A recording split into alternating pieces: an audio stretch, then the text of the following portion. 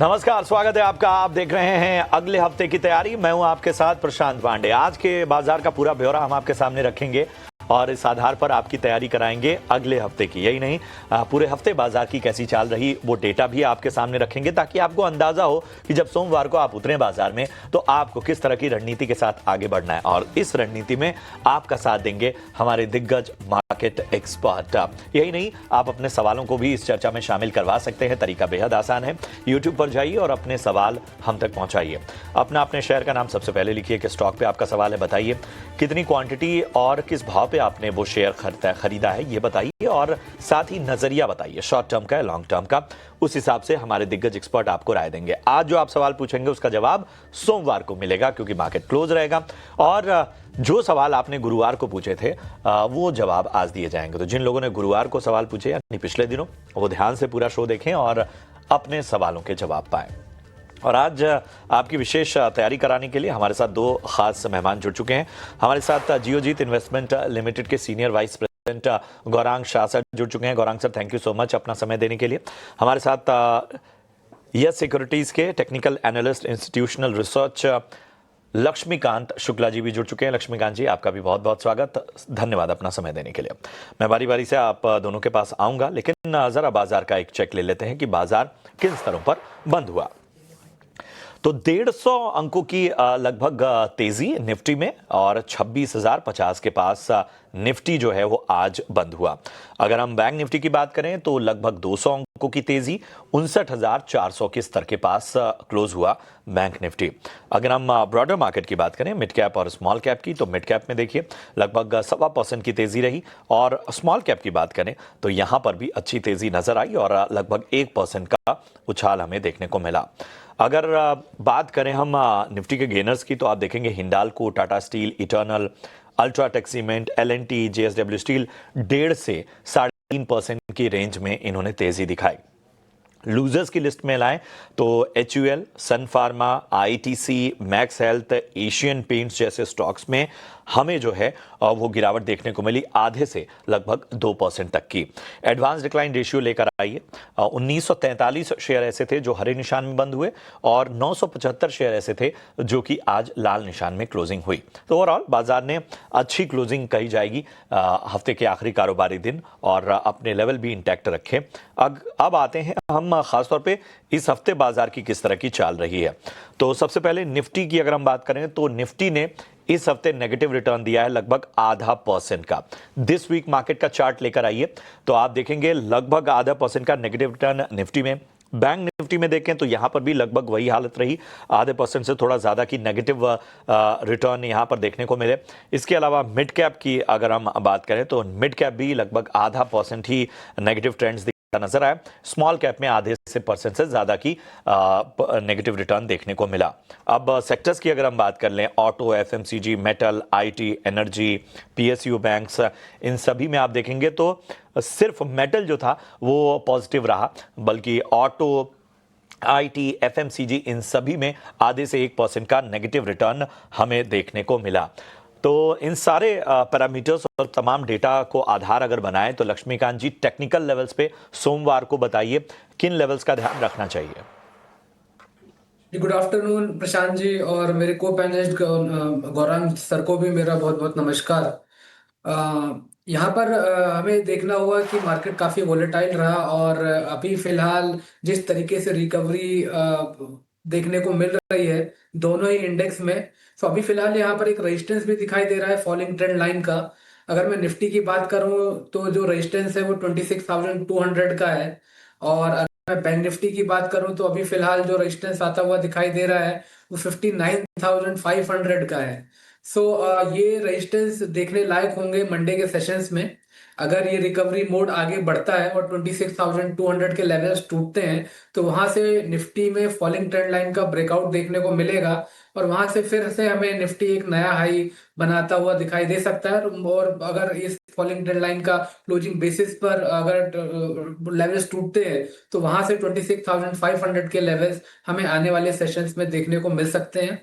वहीं पर अगर सपोर्ट की बात की जाए तो अभी भी फिलहाल जो 50 डीएमए का सपोर्ट है तो अभी भी इंटेक्ट है, जो कि अभी फिलहाल 25,690 के आसपास दिखाई दे रहा है। तो ये एक अहम सपोर्ट रहेगा निफ्टी के लिए। और वहीं पर अगर बैंक निफ्टी की बात की जाए तो बैंक निफ्टी काफी लंबे समय से 58,800 59,000 के लेवल को डिफेंड कर रहा है। तो ये एक इम्पोर्टेंट सपोर्ट रहेगा बैंक निफ्टी के लिए। तो दोनों ही इंडाइसेस उच्चतम शिखर पे जा सकते हैं, भले ही अब आने वाले समय में उनको ये जो रेजिस्टेंस है जो बताए गए हैं अगर वो उनको तोड़ते हैं तो हमें फर्दर अपसाइड के मोमेंटम देखने को मिल सकते हैं। चलिए, तो लेवल्स का ध्यान रखिए और रणनीति उस हिसाब से बनाइए। सोमवार को किन लेवल्स के हिसाब से आपको अपनी स्ट्रेटजी आगे बढ़ानी है, कैसे ट्रैक करना है बाजार को, वो लक्ष्मीकांत जी ने आपको बता दिया। अब आपके सवालों को फटाफट से शामिल करते हैं। पहला सवाल रणजीत गानोजे का है, अकोला महाराष्ट्र से, और इन्होंने लॉयड मेटल्स में गौरांग सर खरीदारी की हुई है। 74 शेयर हैं इनके पास और इनकी बाइंग प्राइस है 1540। लॉन्ग टर्म का नजरिया चाहते हैं।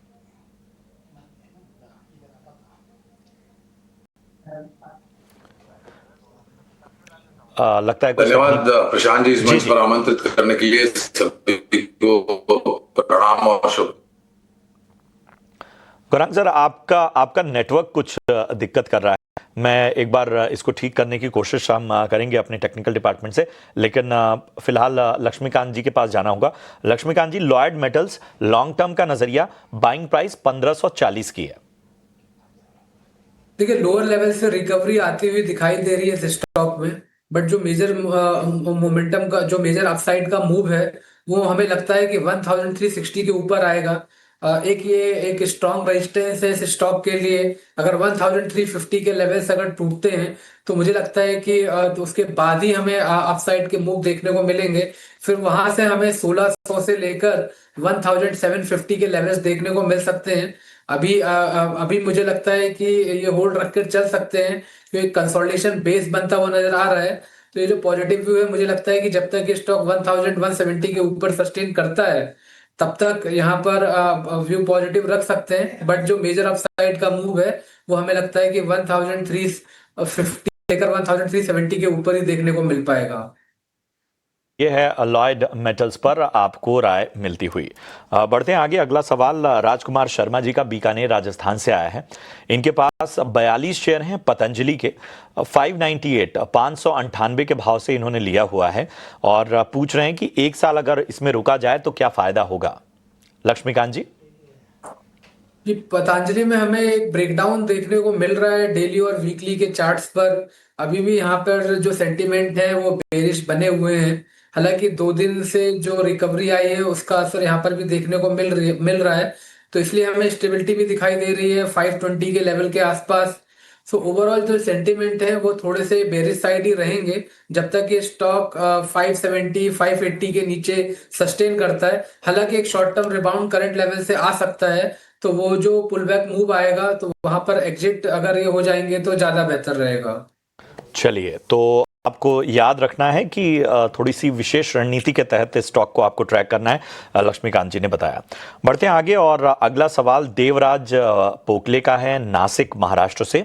इनके पास उज्जीवन स्मॉल फाइनेंस बैंक के 58 शेयर हैं और इनकी जो 58 रुपए के भाव पे इन्होंने शेयर परचेज किया हुआ है और इनका जो शेयरों की संख्या है वो 986 है, 986। फिलहाल लगभग 5000 का इनको नुकसान हो रहा है उज्जीवन स्मॉल फाइनेंस बैंक में।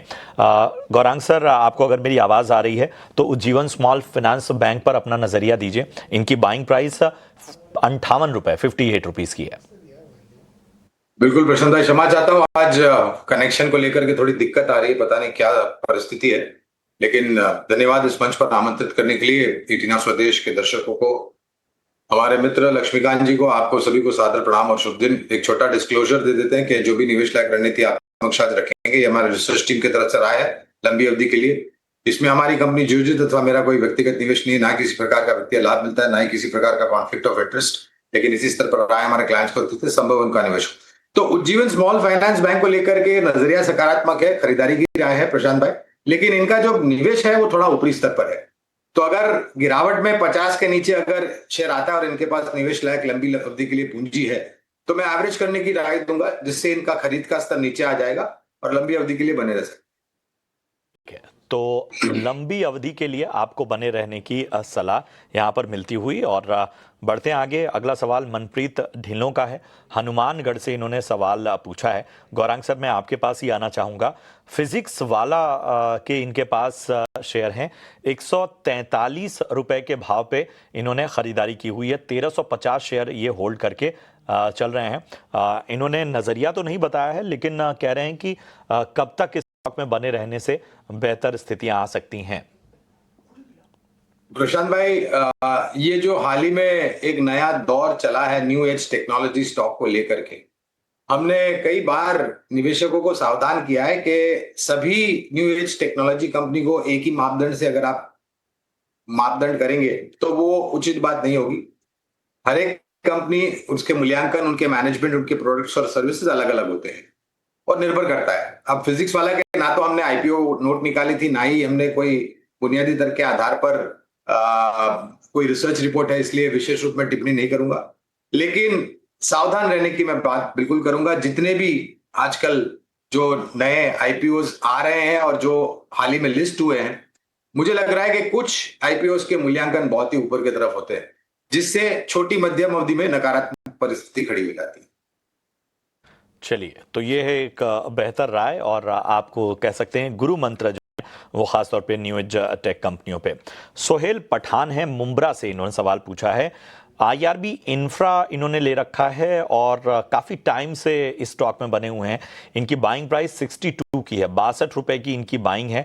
1000 शेयर हैं, फिलहाल 20,750 रुपए 40 रुपए के आसपास नुकसान झेल रहे हैं। लक्ष्मीकांत जी, आईआरबी इंफ्रा क्या करना चाहिए? 62 रुपीज की बाइंग है।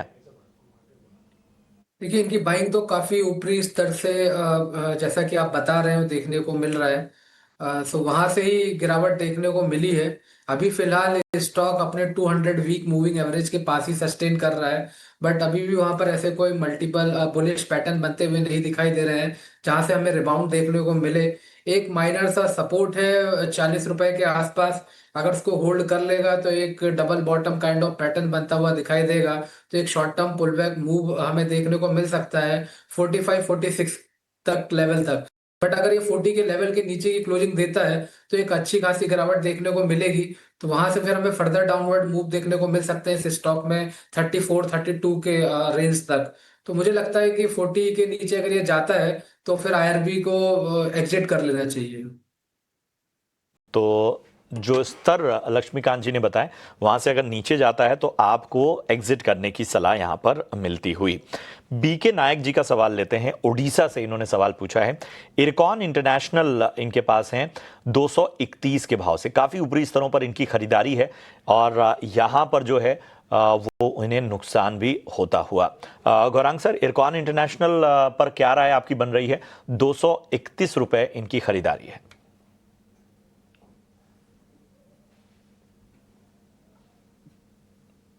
देखिए प्रशांत भाई, कवरेज तो नहीं, इसलिए विशेष रूप में टिप्पणी नहीं करूंगा, लेकिन अगर आपकी पूंजी 40, 50, 60% कम आती है तो आपको मेरे ख्याल से उचित उपाय समय अनुसार लेना चाहिए। अब इस परिस्थिति में ऐसा होगा प्रशांत भाई कि आप मुनाफा तो छोड़िए, इनकी पूंजी फिर से लौट के आए उस पर ही सबसे बड़ा प्रश्न चिन्ह है। हालांकि ये भी कहना चाहूंगा कि भारतीय रेल से जुड़ी हुई एक सक्षम कंपनी है, लेकिन कवरेज नहीं होने के कारण मैं विशेष रूप में टिप्पणी नहीं करूंगा। लेकिन फिर से वही चीज दोहराऊंगा कि अपनी पूंजी को इतना कम मत होने दीजिए आप। बिल्कुल, तो ये आपको राय मिलती हुई खासतौर पे इरकॉन इंटरनेशनल पे। अगला सवाल राम पाटिल का है, ढाणे मुंबई से इन्होंने सवाल पूछा है। ओएनजीसी में इन्होंने खरीदारी की हुई है 223 के भाव पे और इनका जो इनके शेयरों की संख्या है वो 2000 है, फिलहाल 30,000 रुपए से ज़्यादा के फायदे में है। पूछ रहे हैं कि क्या मुझे बेच देना चाहिए, मुनाफा बांध लेना चाहिए या एक आध हफ्ते इंतजार और किया जा सकता है? लक्ष्मीकांत जी, ओएनजीसी पे राय दीजिए। अच्छे खासे मुनाफे पे हैं, लेकिन पूछ रहे हैं क्या मुनाफा बांध लूं या थोड़ा और इंतजार करना चाहिए? जी, हमें लगता है इनको और इंतजार नहीं करना चाहिए। जो भी मुनाफा मिल रहा है उसे बांध लेंगे तो ज्यादा उचित होगा। आप पिछले 5-6 दिनों का अगर सेशन देखें तो स्टॉक अपने 200 डीएमए लेवल के नीचे सस्टेन कर रहा है और एक rounding top kind of pattern weekly chart पे बनता हुआ नजर आ रहा है। तो हमें लगता है अगर 235 के लेवल्स अगर टूटते हैं तो फर्दर सेलिंग प्रेशर देखने को मिलेगा और उस दौरान ये स्टॉक फिर अपने लोअर लेवल जो कि अभी फिलहाल आते हुए दिखाई दे रहे हैं 220 के आसपास, वहां तक फिसल सकता है। और अगर से नीचे की गिरावट होती है तो 210 के भी लेवल्स ओएनजीसी में देखने को मिल सकते हैं। सो मुझे लगता है कि जो भी इनका मुनाफा है अगर वो प्रॉफिट बुक कर लेंगे तो ज्यादा बेहतर रहेगा। चलिए, तो ये है राय ओएनजीसी पर आपको मिलती हुई। मुनाफा बांध लीजिए, ज़्यादा बेहतर रहेगा। इतने ही सवालों को आज हम चर्चा में शामिल कर पाएंगे, लेकिन आप अपने सवाल यूट्यूब पर भेजते रहिए। फिलहाल बढ़ेंगे आगे और ले आएंगे वीआईपी शेयर्स।